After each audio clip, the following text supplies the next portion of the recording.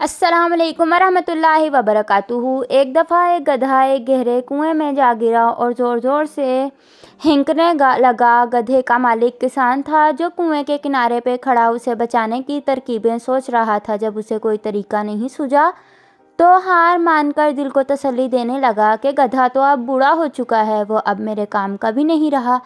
चलो इसे यूं ही छोड़ देते हैं और कुएं को भी आखिर किसी दिन बंद करना ही पड़ेगा, इसलिए उसे बचाकर भी कोई ख़ास फ़ायदा नहीं।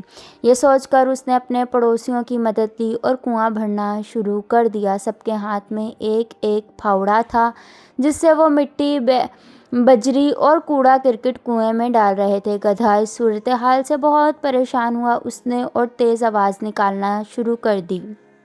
कुछ ही लम्हे बाद गधा बिल्कुल खामोश हो गया। जब किसान ने कुएं में झांका तो वो ये देखकर बहुत हैरान रह गया कि जब जब गधे के ऊपर मिट्टी और कचरा फेंका जाता है तब तब वो उसे झटक कर अपने जिस्म से नीचे गिरा देता है और फिर गिरी हुई मिट्टी पर खड़ा हो जाता है। ये सिलसिला काफ़ी देर तक चलता रहा। किसान अपने पड़ोसियों के साथ मिलकर मिट्टी और कचरा फेंकता रहा और गधा इसे अपने बदन से हटा हटा कर ऊपर आता गया और देखते ही देखते कुएं के मुंडेर तक पहुंच गया और बाहर निकल कर खड़ा हो गया।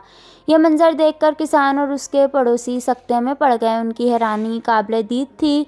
इस गैर मुतवक्का नतीजे पर वो गधे से भी बढ़कर मुजस्मा हैरत बने हुए थे। ज़िंदगी में हमारे साथ भी ऐसे वाक़यात रूनुमा हो सकते हैं कि हमारे ऊपर कचरा उछाला जाए, हमारी किरदार कशी की जाए, लेकिन गंदगी के इस गड्ढे से बचने का तरीका ये नहीं कि हम इन गलास्तों की तह में दफन होकर रह जाएं, बल्कि हमें भी इन बेकार की चीज़ों को शाना उचक कर नीचे गिराते हुए ऊपर की तरफ और आगे की सिमत बढ़ते रहना चाहिए। फ्रेंड्स, वीडियो अच्छी लगे तो चैनल सब्सक्राइब करें। मिलते हैं नेक्स्ट वीडियो में।